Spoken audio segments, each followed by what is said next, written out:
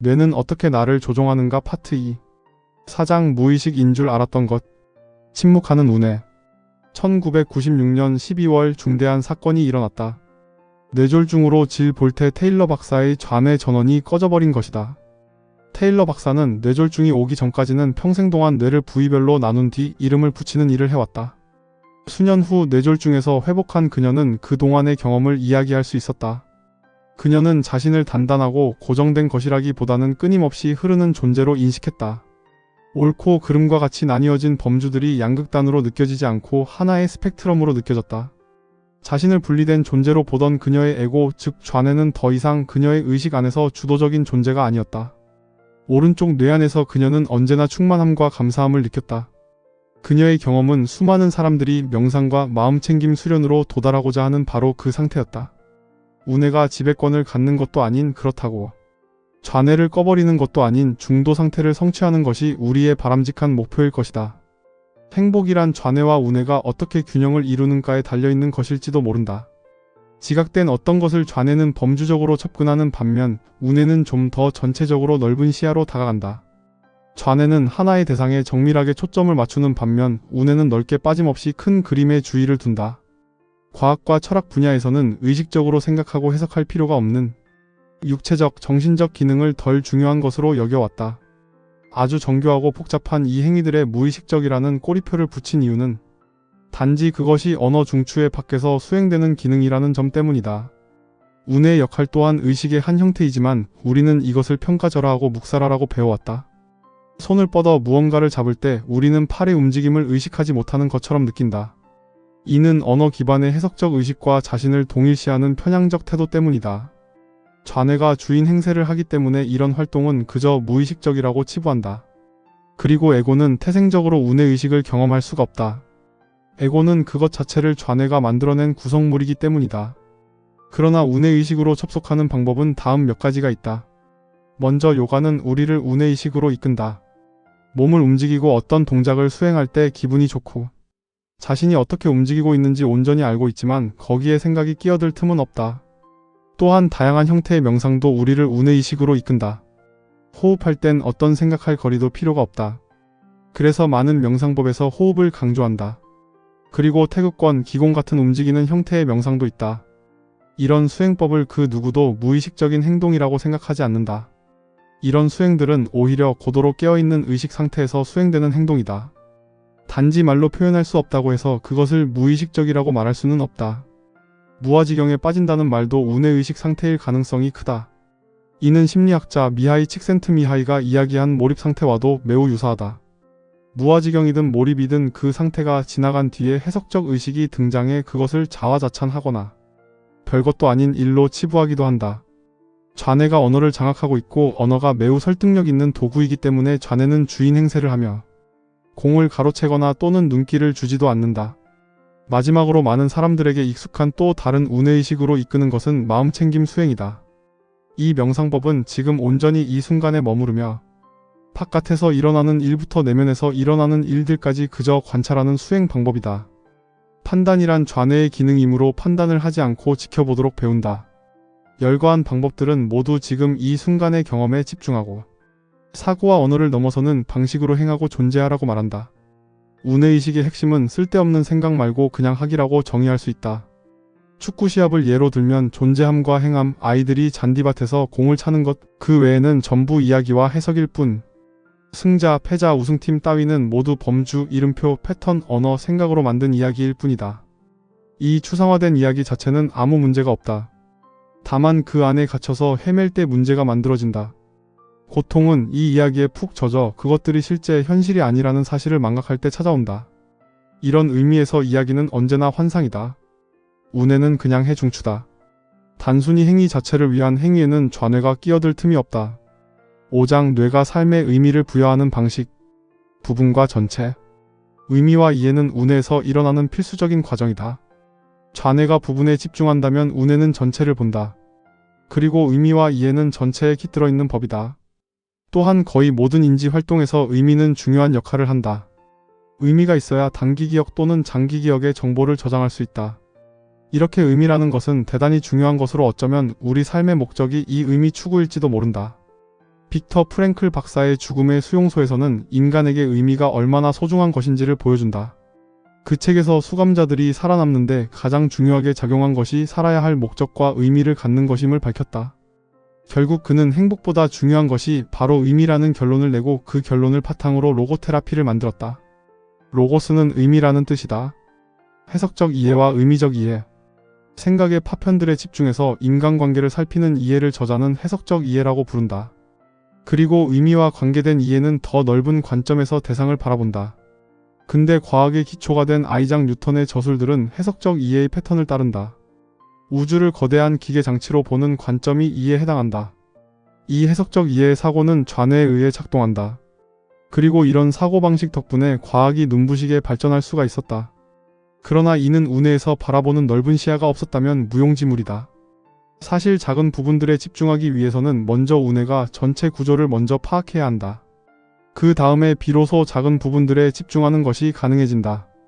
은유들은 추상적인 개념을 우리의 지각 경험과 연결하여 이해를 돕는다. 이 은유에는 좌뇌와 우뇌가 모두 필요하지만 우뇌의 도움이 더 중요하다. 은유의 우뇌가 필수적이라는 사실을 보여주는 많은 연구 결과들이 있다. 우뇌를 다친 사람들은 시, 은유, 풍자 등을 문자 그대로만 받아들였다. 불교를 비롯한 영적 전통에서 은유를 많이 사용하는 이유는 문지기 역할을 하는 해석적 마음을 피해 돌아서 가기 위한 것일 수도 있다. 여백의 의미. 우뇌는 공간을 처리하는 핵심이다. 다시 말해 형태가 배경에 의해 결정된다는 사실을 이해하고 있다는 의미이다. 반야심경에서 색즉시공 공즉시색이란 구절이 나오는데 공과 색이 범주적으로 분리되어 있다는 생각을 피하고 현실 세계에서 나눌 수 없는 하나이면서 서로가 서로를 정의하는 긴밀한 관계임을 밝힌다. 글자를 구성하는 직선과 곡선 사이의 여백은 글자만큼이나 중요하다. 현실이 바다라면 좌뇌는 오직 하나의 파도만 받아들이며 우뇌는 바다의 광대함을 한눈에 본다. 우뇌는 언어에 의존하지 않는 또 하나의 의식의 형태일 뿐이다. 6장 직감을 믿어도 될까? 언어를 뛰어넘는 지혜. 선불교에서 반야바라밀다라는 가르침이 있다. 보통 지혜의 완성으로 번역되는데 언어와 이성적 사고를 뛰어넘는다. 비언어적 형태의 알을 누누이 강조하는 것을 볼 때 저자는 반야바라밀다에서 말하는 지혜는 오직 우뇌로만 이해할 수 있는 것이라고 해석한다. 미국의 저명한 심리학자 윌리엄 제임스는 어떤 비감정적 형태의 지능에 주목했다. 그는 이것을 가장자리 의식이라고 불렀고 이를 막연히 아는 느낌이라고 설명했다. 가령 어떤 방에 생전 처음으로 들어갔는데 곧장 그 방이 마음에 쏙 들었다면 그것이 바로 가장자리 의식이 작용한 것이다. 가장자리 의식을 설명할 때 저자가 즐겨 쓰는 예로는 집에서 나왔는데 뭔가 잊은 듯한 느낌이 들 때 그런데 그게 뭔지 생각이 안 나는 경우 또는 어디선가 봤던 사람과 마주쳤는데 이름이 생각나지 않는 경우 분명 아는 사람인데 말이다. 무언가를 직감으로 알 때 어떻게 알았는지 또는 어디로부터 온 건지 말로 명쾌하게 설명할 수 없다. 과학과 심리학은 직감을 설명하지 못한다. 한마디로 직감은 좌뇌로는 설명할 수 없다는 뜻이다. 직감에 관한 흥미로운 실험이 있었다. 사람들에게 2,000달러와 2벌의 카드 묶음을 주고 각 묶음에서 카드를 한 장 뽑아서 내기를 하는 실험이었다. 그런데 카드 묶음은 이미 조작했고 첫 번째 묶음은 크게 벌거나 크게 잃게 해두었고 두 번째 묶음은 적게 벌고 적게 잃도록 해두었다. 결국 두 번째 묶음에서 카드를 뽑는 것이 전체적으로는 이득이 되는 게임이었다. 그리고 피험자들이 얼마 만에 이 패턴을 인식하는지 실험을 진행했다. 이 패턴을 의식적으로 눈치챈 것은 대략 50번에서 80번 정도 진행한 시점이었다. 그러나 참가자들의 손바닥의 땀샘을 측정한 결과 놀랍게도 10번 정도 진행한 시점에서 첫 번째 카드 묶음으로 손을 뻗을 때마다 땀이 나고 있었다. 우뇌는 좌뇌가 감지하지 못하는 정보를 상당히 빨리 감지하고 그것을 영감이나 직감이라고 불리는 형태로 의식 표면에 올린다. 우뇌는 기쁨에서 비탄까지 행복에서 우울까지 그리고 그 사이에 있는 모든 감정을 1차적으로 담당하는 영역이기도 하다. 대부분의 지능 검사는 언어 능력과 추론 능력을 가지고 측정하는데 좌뇌 중심의 문화에서는 사회지능, 공감 능력, 자기인식 능력 등의 항목은 거의 측정하지 않는다. 그러나 1990년대 중반 데니얼 골먼이 감성지수 또는 EQ라는 개념을 대중화했다. 역사상 처음으로 EQ를 높이려고 노력한 사람들은 선불교의 수행자들일지도 모른다. 그들은 감정과 싸우지 않고 다스린다. 떠오르는 감정을 그저 바라보는 것만으로도 EQ를 높일 수 있다. 선불교의 관점에서 세상에는 잘못된 감정 따위는 없다. 그러니 갈구하거나 맞서 싸울 감정도 존재하지 않는다. 감사하는 뇌. 감사와 연민은 우뇌를 살짝 들여다볼 수 있는 창문이다. 사람들은 감사와 연민을 노력해서 갖추어야 할 품성으로 생각한다. 그러나 앞에 테일러 박사의 예에서 알 수 있듯이 감사와 연민은 우리 모두가 이미 타고난 품성이다. 테일러 박사가 뇌졸중으로 좌뇌가 작동하지 않는 상황이었으니 그런 자비롭고 끝없이 긍정적인 느낌은 오직 우뇌에서 기인한 것이고, 이는 감사와 연민이 이미 우리 안에 존재하고 있다는 사실을 암시한다. 단지 좌뇌의 끝없는 해석 때문에 이 감정들이 접근하지 못했던 것 뿐이었다. 어떤 연구에서 고마움을 느끼는 마음이 뇌의 우측을 활성화시킨다고 했다. 사람들이 감사함을 느낄 때 우뇌 쪽에 더 큰 활동이 포착되었다. 감사는 우리가 좌뇌로부터 벗어나 우뇌가 지닌 힘에 주파수를 맞추는 하나의 선택지가 될 수 있다고 할 수 있다. 연민 또한 우뇌의 영역이다. 진정한 연민은 오직 타인의 입장에서 생각할 수 있을 때 일어난다. 창의성. 오래전부터 우뇌와 관련되었다고 알려진 또 다른 영역이 바로 창의성이다. 우뇌는 좌뇌에 비해 더 많고 더 긴 신경 섬유를 가지고 있는데, 이는 뇌의 다른 영역들과도 촘촘하게 연결되어 있다. 이러한 거대한 연결성 덕분에 우뇌는 다양한 생각들을 새롭게 잇는다. 바로 이 점 때문에 우뇌가 창의적인 뇌로 불리는 것이다. 연상하는 능력이 뛰어나다는 것은 우뇌가 도왔을 가능성이 크다. 게다가 많은 예술가들은 자신의 창의성이 직감과 연결되어 있다고 느낀다. 직감, 감정, 창의성의 영역에서 우뇌 지능은 언어를 넘어서는 지혜를 가져다 준다. 우뇌는 삶을 바꾸는 통찰, 폭발하는 직감적인 천재성, 그리고 창의적으로 문제를 해결할 커다란 도약을 이끌어낸다. 그렇지만 우뇌가 언제나 항상 옳다는 것은 아니다. 1970년대 심리학 연구들은 우리의 육감이 사실상 우리를 공경에 빠뜨리기도 한다는 것을 보여주었다. 우리가 육감을 사용할 때면 고정관념, 일반화의 오류, 어림짐작에 쉽게 빠지며 이것이 실제로 결과가 좋지 않은 쪽으로 흘러갈 수도 있다. 직감이라는 것은 존재하며 고려할 만한 가치도 충분하지만 그것을 우리의 의지로 만들어낼 수 없기에 맹신하여 오류를 범하지 않도록 조심해야 한다. 7장 의식은 어디에 있을까? 뇌와 의식의 관계. 자아는 환영에 가까우며 우리가 이것을 알아차리기 어려운 이유는 좌뇌가 자신의 신기루 같은 속성을 단단히 믿으면서 빈틈이 생기지 않도록 열정적으로 일하기 때문이다. 그럼에도 분명한 것은 우리에게 의식이 있다는 것이 사실이다. 자아가 정말로 허구에 불과하다면 의식이란 무엇일까? 현대 신경과학은 의식이 뇌 안에 위치해 있다는 믿음을 굳게 지지한다. 그러므로 전통적인 신경과학은 의식 역시 개별적이라고 가정한다. 즉 의식이란 각자의 뇌 안에 따로따로 존재한다는 뜻이다. 뇌와 의식이 연관되어 있는 것은 분명하다. 형태장 가설. 작가이자 연구가인 루퍼트 셀드레이크는 의식이 두개골 밖으로 확장될 수 있다고 믿었으며 일종의 장에 더 가깝다고 생각해 이것을 형태장이라고 불렀다. 장이라는 것은 일종의 보이지 않는 힘으로 자기장과 같이 눈에 보이지는 않지만 특정 상태를 띈 영역을 말한다. 인간과 달리 해석장치가 발달하지 않은 동물들은 의식이 뇌 밖으로 확장될 수 있다는 증거가 될 수도 있다. 셀드레이크는 이 점을 깊이 연구했다. 우선 반려동물의 주인에게 예고 없이 집에 오라는 연락을 주고 주인은 택시를 타고 집으로 향한다.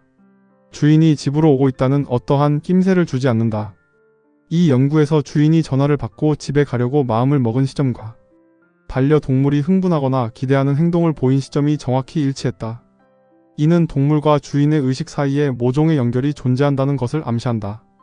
또한 20세기 중반 기적의 마이크라고 불린 닭의 이야기도 있다. 닭의 주인은 닭을 잡아먹으려고 도끼를 내리쳤는데 잘못 내리친 탓에 뇌줄기와 한쪽 귀만 남은 상태로 살아있었다. 주인은 그 강한 생명력을 보고 마이크를 살려주기로 했고 스포이트를 써서 음식과 물을 직접 목으로 넣어주었고 그렇게 마이크는 2년이나 더 살았다. 머리가 없었지만 마이크는 이전의 생활과 똑같이 정상적으로 했고 심지어 서커스단과 함께 투어를 다니기도 했다. 마이크의 사례를 보면 의식이 뇌에 있다는 주장은 틀린 것으로 보인다.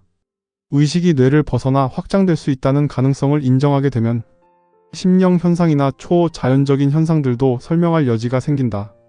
1970년대와 1980년대에 미국 CIA에서 연구 자금을 지원한 천리안 연구 개발 계획 같은 일도 이런 가능성에 대한 연구의 하나였다. 그러나 아쉽게도 현대의 기술과 과학의 노력에도 불구하고 아직도 뇌 안에서 의식의 위치를 발견하지 못했다. 이것은 어쩌면 뇌 속에 의식이 없기 때문일지도 모른다. 어쩌면 의식은 뇌 속에 하나의 물건처럼 들어있는 게 아니고 더 큰 의식의 장에 접속하면서 샘솟는 것은 아닐까? 그리고 매일 아침마다 의식이 70억 인구의 70억 개의 뇌에 주파수를 맞추는 것일지도 모른다. 우리가 잠에서 깨는 순간 의식 서버는 각각의 70억 개의 기억과 관점에 접속하는 것일지도 모른다. 현대 과학은 유물론적 가정 위에 세워졌다. 따라서 뇌 같은 물질적인 실체가 현상의 주체가 된다고 생각한다. 이 말은 오직 뇌만이 의식을 만드는 주체라는 뜻이다. 그렇지만 반대로 의식이 물질을 만들어내는 것은 아닐까? 이것은 수많은 동양의 전통 사상에서 누누이 강조하는 말이다. 20세기 인도의 영적 스승 니사르가 타타 마하라지는 말했다. 세상 안에 당신이 있는 게 아니다. 세상이 당신 안에 있다. 그건 오직 의식의 결과일 뿐이다. 8장 뇌를 잃고 난 후의 세계. 3가지 삶의 전략. 매 학기마다 저자가 이 질문을 꼭 받는다고 한다. 만약 저의 좌뇌에 있는 에고가 허구적 존재라면 진짜 나는 대체 누구인가요? 이런 질문을 하는 건 언제나 좌뇌, 즉 에고라는 점이다. 이런 질문은 바로 자아가 이야기를 계속 만들어내고 유지하고 강화하는 과정에 불과하다. 동양에는 여러 스승들이 언급한 고전적인 이야기가 있다. 바로 숨바꼭질 설화다. 대략의 줄거리는 이렇다. 태초에 신이 있었다. 오직 신 밖에 없었기에 신은 자기 말고 함께 놀 상대가 없었다. 신은 심심해서 숨바꼭질 놀이를 만들었다. 그런데 이 놀이를 하려면 자신이 누구인지 잊어야만 했다. 그래서 신은 자신을 잊고 우리들 중 한 명 한 명이 되었다. 때로는 끔찍한 경험을 겪기도 했지만 한 명 한 명의 모험을 모두 경험하기 위해서. 신은 우리가 만들어내는 연극에 참여하며 일부러 길을 헤맨다. 최악의 고통이 찾아온데도 이는 한낱 악몽에 지나지 않는다. 신이 꿈에서 깨어날 때 연극은 끝난다. 자신이 소유한 카지노에서 도박을 한다면 과연 재미있을까? 재미를 느낄 유일한 방법은 내가 주인이라는 사실을 잊는 것이다. 그리고 바로 이런 일이 지금 우리에게 일어나는 일의 본질은 아닐까? 저자는 이 이야기가 존재의 본질을 가리키는 것이라고 생각한다. 모든 놀이와 모든 모험에는 극복해야 할 도전이나 맞서 싸우고 파괴해야 할 악의 세력이 필요한 법이다. 기독교는 그것을 악 또는 죄라고 부르고 불교는 탐, 진, 치의 삼독이라 부른다. 프로이트는 이드라고 부르고 융은 그림자라고 부른다. 무엇이라 부르든 본질은 같다. 삶이라는 놀이와 끝없이 펼쳐지는 신비를 추구하는 우주라는 거대한 옷감에 정교하게 짜여 들어간 무늬 같은 것이다. 삶이라는 이 게임에서의 승리라는 것은 애초에 이것이 단지 게임일 뿐이며 그 게임의 설계자가 나 자신임을 경험적으로 알아차리는 것은 아닐까? 그리고 경험적으로 이것을 발견한 사람이 붓다, 노자 그리고 다른 고대 스승들이었던 것은 아닐까? 이 책의 마지막은 이 우주적 규모의 게임을 플레이하는 3가지 전략으로 마무리된다. 게임을 플레이하는 첫 번째 선택지는 이 책에서 제시한 모든 내용을 잊고 좌뇌가 진짜 나라고 계속 믿고 행동하는 것이다. 인생을 마치 게임이 아닌 것처럼 끔찍할 정도로 심각하고 절박한 태도로 게임에 임하는 것이다. 이 전략으로 대부분의 사람들은 세상이라는 무대와 배경에서 엑스트라 역할을 맡게 되겠지만 스타덤에 오를 가능성은 언제나 있으며 그것을 위해 많은 사람이 고통을 감내할 것이다. 그리고 이 전략은 과거부터 현재까지 가장 인기 있는 선택지였다. 두 번째 선택지는 첫 번째와는 완전히 반대 극단으로 간다. 운해와 관련된 것들을 전심전력으로 추구하는 이른바 깨달음의 길이다. 명상, 마음챙김, 기도, 연민, 감사, 요가, 그리고 우주 만물이 서로 떨어질 수 없음에 대한 깊은 이해. 이 모든 것을 잊지 않으려는 태도가 아주 좋은 출발점이다.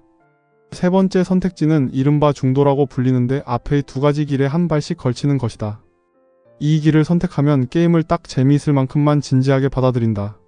3가지 전략 중 어느 것을 선택하더라도 저자는 우리가 이 책을 읽고 좌뇌의 해석 장치가 어떤 식으로 작동하는지 이해하게 되기를 바란다. 그렇게 되면 우리는 전보다 덜 심각해질 것이고 마음의 고통도 훨씬 줄어들게 될 것이라고 말한다. 또한 S는 문제가 대부분 좌뇌가 만들어낸 이미지라는 것을 이제 알게 돼서 더 이상 무언가를 바꾸기 위해 필사적으로 애쓰지도 않을 것이다. 전 하버드 대학교 교수이자 현재는 람 다스로 알려진 리처드 엘퍼트는 말했다. 모든 영적 수행은 환상에서 벗어나기 위해 만들어진 또 다른 환상일 뿐이다. 이렇게 이 책은 우리의 뇌가 좌뇌와 우뇌로 분리되어 좌뇌는 언어를 통해 끊임없이 대화를 하고 우뇌는 언어를 사용하지 않고 감정과 육감을 통해 의사를 전달하며 그 과정에서 자아라는 환영이 창조된다는 것을 살펴보았다. 그리고 무엇보다도 좌뇌가 주인인 척 행세하는 상황에서 좌뇌와 우뇌의 중도적 상황을 취하도록 조언한다. 그리고 좌뇌가 창조한 신념과 범주에서 비롯된 고통에서 벗어날 수 있도록 안내해준다. 뇌 과학과 동양 철학의 접점을 살피면서 삶을 고통스럽게 하던 내면의 목소리에서 한 걸음 떨어져 우리에게 새로운 나를 경험할 수 있게 해준다. 상당히 흥미롭고 재미있는 책이다.